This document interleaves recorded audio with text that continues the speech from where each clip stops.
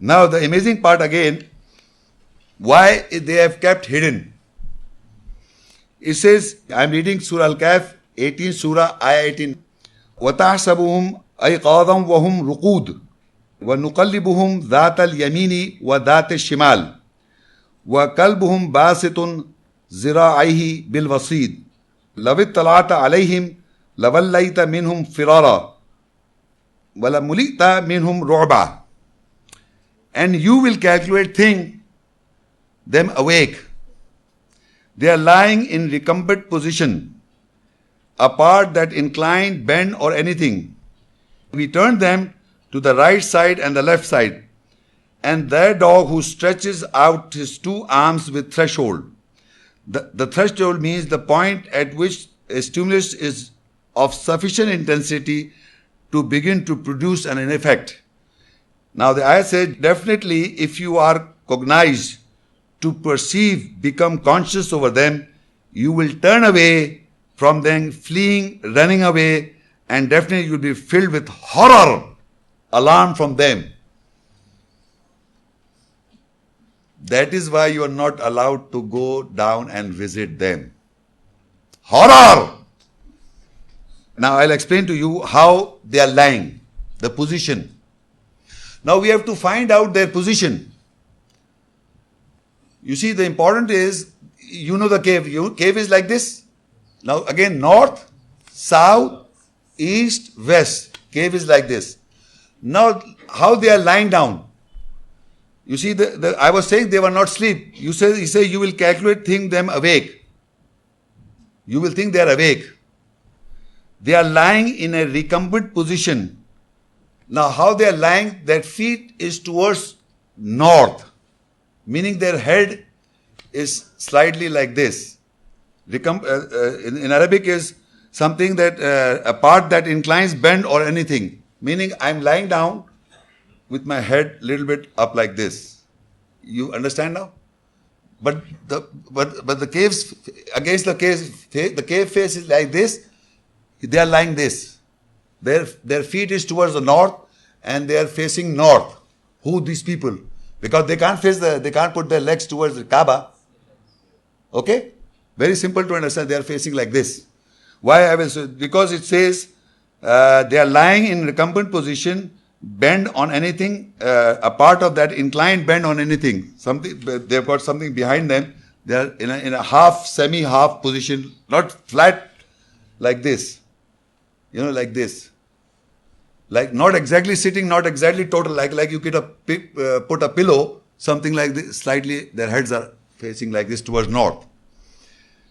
Then we turn them to the right. Right is this is their right. If I'm lying this down, the right would be this. The cave right is also like this. And their left is like this. So that's why they're lying in the same. Because from the east the sun rises, they are lying down like this from the right and from the left. And their face is towards the north. They're lying in the position that if you come from there, you can see the backside, the head. Huh? So this is what it says. We turn them to the right side and the left side. They turn towards the right side also and they turn to the left side. Allah turns them to the right and to the left facing north. And the dog who stretch out his two arms with threshold. Now this is very important. This threshold means the point at which a stimulus is sufficient, intensify to begin to produce an effect. The manner he is sitting, the dog, in a manner he is sitting, definitely you are cognized, perceived, become conscious over them. You will turn away from them, fleeing, running away. You will be horrified, terrified by their position and by this dog sitting in the manner. You will come fleeing, running away, and definitely you will be filled with horror, alarm about them, from them. This is why it is being locked and never ever people go downstairs. There's a cave going inside like this, like this. Cave is going inside. The door, if you go, it has to go down like this. So, and then again, further it's going down, there must be another door where if you look into, so you will see their backsides. how many they are lying down, and one is stretched out like this, hand is stretched out. Dog. Who said dog?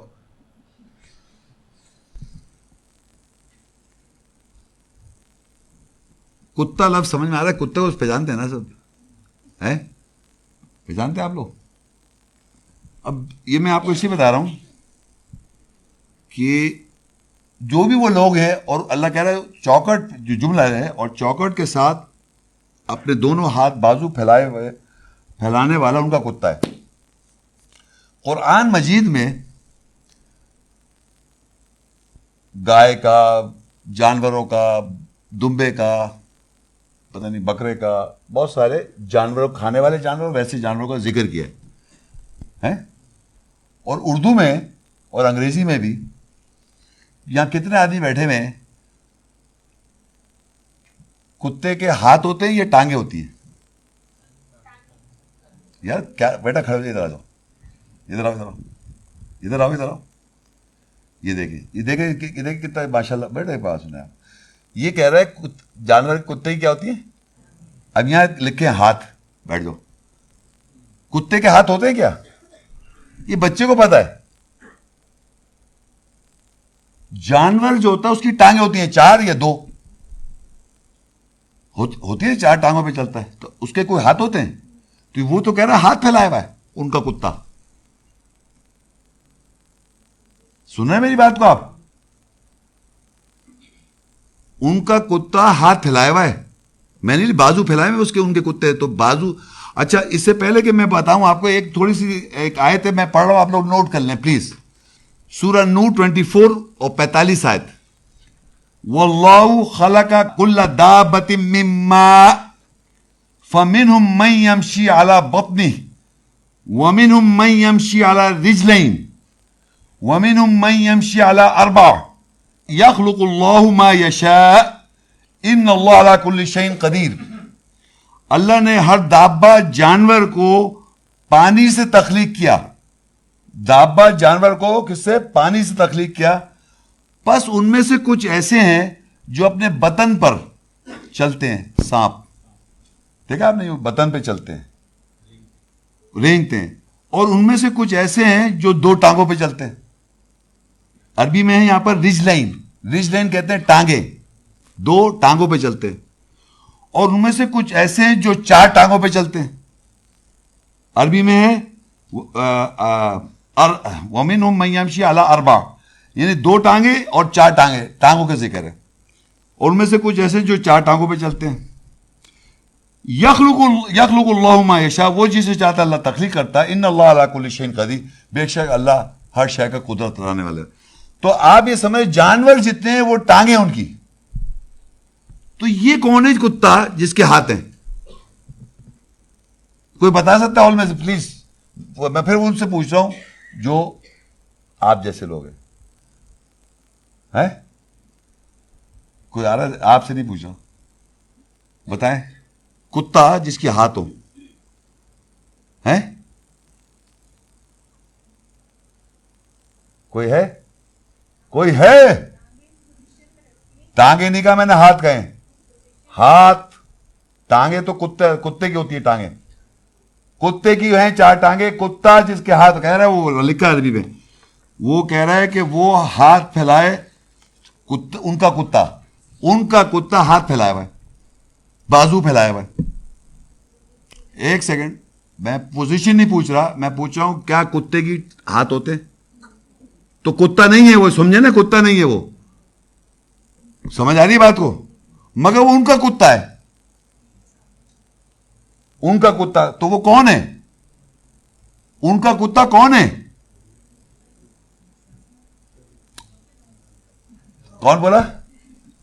نہیں بھابھی سوچ، نہیں آپ لوگ سب جانتے ہیں، جتنے hall میں بیٹھے سب جانتے ہیں. یہ سمجھ میں آ گیا، یہ تو سمجھ میں آ رہا ہے کہ وہ کتا نہیں ہے. لیکن ان میں سے کون ہے وہ؟ ٹھہر جائے آپ، ابھی پیچھے نہیں سنا. سوچے کون تھا، کون ہے وہ؟ سوچو. ان میں ساتھی ہے، ویری گڈ. مگر کون سا والا ساتھی؟ زور سے بولے. جو باہر گیا تھا، جو باہر گیا تھا وہ چوکٹ پہ. سمجھ رہے, وہ ان کا کتا ہے. اچھا اب میں یہ جو بات کہوں تو کہیں صاحب شیخ صاحب بڑی پتہ نہیں کیا, میں نے کہا اس کے پہلی بات تو اللہ نے بتا دی جانور کی ٹانگیں ہوتی ہیں. نمبر 1, کتا اللہ نے کس کانٹیکسٹ میں, کتا محاورے میں کس طرح استعمال ہوتا ہے لینگویج میں, وہ میں آپ کو سمجھاتا ہوں. آپ یقین کریں یہ جو میں پڑھوں گا یہ میں اپنی طرف سے نہیں بتا رہا ہوں. میں نے دیکھیے اردو لینگویج کے محاورے ہوتے ہیں, انگلش میں محاورے ہوتے ہیں, اور عربی لینگویج میں بھی لینگویج میں بعض دفعہ جیسے بین یدئی جو اس کے دونوں ہاتھوں کے درمیان ہے, اور اس کو سامنے بھی کہتے ہیں. کہنے لگے محمد شیخ کے بڑے لمبے ہاتھ ہیں, کہتے نہیں کہتے؟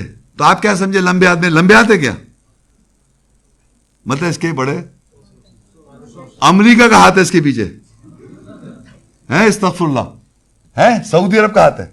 یہ ہاتھ کا اللہ مطلب ہوتے ہیں, سمجھ گئے, یہ لینگویج ہم لوگ بولتے ہیں. اسی طرح آپ سمجھیں کہ انگریزی میں لکھا ہوا ہے کہ کتے کو مختلف ویب سائٹ ڈکشنری میں ریفرنس دے رہا ہوں آپ کو, ویب سائٹ ڈکشنری میں 422/420 لکھ لیں ویب سائٹ, آپ دنیا کی ویب سائٹ ڈکشنری کوئی بھی ڈکشنری میں دیکھ لیں. میں جو بتا رہا ہوں جہاں میں نے پڑھا ہے ویب سائٹ ڈکشنری 422 اس کا وہ ہے پیج 1989 کی وہ پرنٹڈ ہے. اس کی میں انگریزی پڑھوں گا پھر اس کو اردو میں ہم ڈسکس کریں گے. اس میں لکھا ہے کتا, ڈاگ. لینگویج میں اس کو کہا جاتا ہے a fellow, a friend, a companion in general. کتے کو کیا کہا جاتا ہے لینگویج میں؟ دوست, اصحابی.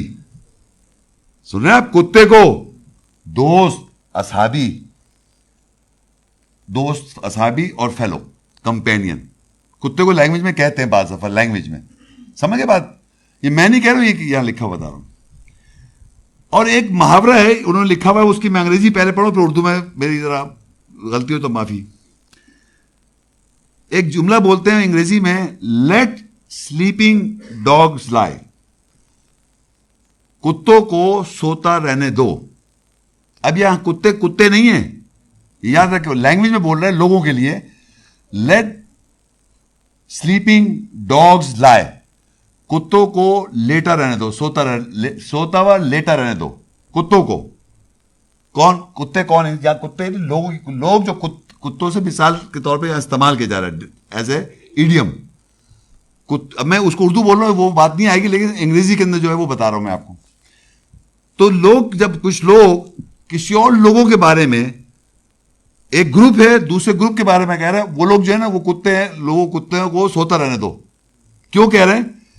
To refrain from action which would alter an existing situation for fear of unfavourable result. کہہ رہے ہیں کہ اگر ہم نے جس سچویشن میں ہم ہیں ان کو سوتا رہنے دو کتوں کو, اگر جس سچویشن میں ہم ہیں اگر ہم نے کچھ ان کو چھوٹو سے چھیڑا تو ہم ایک ڈفرینٹ سچویشن میں آ جائیں گے. تو وہ کہتے ہیں ان کتوں کو سوتا رہنے دو. سمجھ گئے آپ؟ انسانوں کے لیے استعمال کیا گیا, لیٹ سلیپنگ ڈاگز لائی. اور پھر لکھا to refrain from action which would alter an existing situation for a fear of unfavourable result. یعنی اگر تم نے ایسا نہیں کیا, ان کو جگا دیا سوٹو سے, تو کیا ہوگا؟ انفیوریبل ایکشن ہو جائے گا. اب دیکھیں اس میں لکھا ہوا ہے الکاف 18:22 سیقولون ثلاثۃ رابعہم کلبہم ویقولون خمسۃ سادسہم کلبہم رجما بالغیب ویقولون سبعۃ وثامنہم کلبہم قل ربی اعلم بعدتہم ما یعلمہم الا قلیل فلا تماری فیہم الا مراء ظاہرا ولا تستفتی فیہم منہم احدا. ان قریب وہ کہیں گے وہ 3 ہیں اور چوتھا ان کا کتا سمجھ گئے نا باپ؟ ہاں. اور وہ کہیں گے وہ 5 ہیں, چھٹا ان کا کتا. اندازے ہیں غیب کے ساتھ. اور وہ کہیں گے وہ 7 ہیں اور 8واں ان کا کتا. کہہ دے میرے رب ان کی تعداد گنتی کے ساتھ زیادہ جانتا ہے, وہ ان کو نہیں جانتے سوائے قلیل تھوڑوں کے. بس تم ان میں بحث نہ کرو سوائے بحث جو ظاہر ہے, اور تم ان کے بارے میں کسی ایک سے فتویٰ نہ مانگو, فتویٰ نہ لو. اب اللہ نے یہاں بتایا کہ وہ یہ کہتے ہیں کہ 3 تھے, کچھ لوگوں کو کہنا ہے وہ 3 تھے اور چوتھا ان کا کتا, تو کتنے ہو گئے؟ 4 ہو گئے. پھر اللہ نے کہا وہ کہتے ہیں 5 تھے وہ اور چھٹا ان کا کتا. کتنے ہو گئے؟ 6 ہو گئے. اب اس کے بعد جو ایک جملہ ہے نا بڑا امپورٹنٹ ہے, رجمم بالغیب. رجمم بالغیب اندازے ہیں غیب کے ساتھ, اندازے ہیں غیب کے ساتھ, یعنی ایبسینٹ میں ایسے تکے لگانا, سمجھ رہے بات ایبسینٹ.